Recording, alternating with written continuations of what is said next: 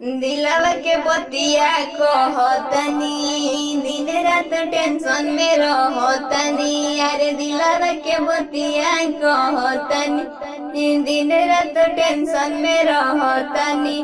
पाकल पाकल को सैलिया फुटत नइखे। पाकल पाकल को सैलिया फुटत नइखे। सरवा आइल बायागन में तिलक चढ़ावत नइखे। सरवा आइल बायागन में सिया चढ़ावत नइखे। सरवा आइल बायागन में लहके तनु लगावे सिखी जवा चढ़ावे। तब डोले न मनवा सलफीज न चढ़ावे। लहके तनु लगावे सिखी जवा चढ़ावे।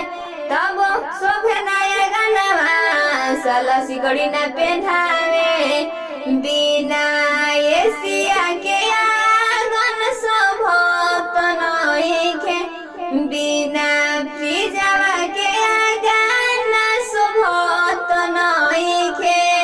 कसरवा लाइल बा कुलरवा भैया के चढ़ावत नइखे।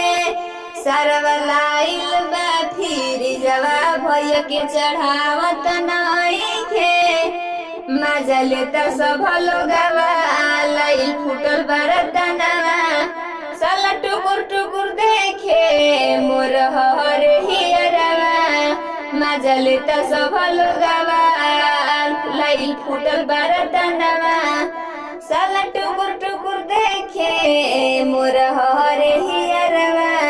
कूलर फ्रिजवा नवा चढ़ावत नइखे। कूलर फ्रिजवा मिलियावत नइखे। सरवा आइल बा आंगन में तिलक चढ़ावत नइखे। सरवा लाइल बासी कड़िया भैया के पेन्हावत नइखे। सरवा लाइल बा फिरिजवा चढ़ावत नइखे।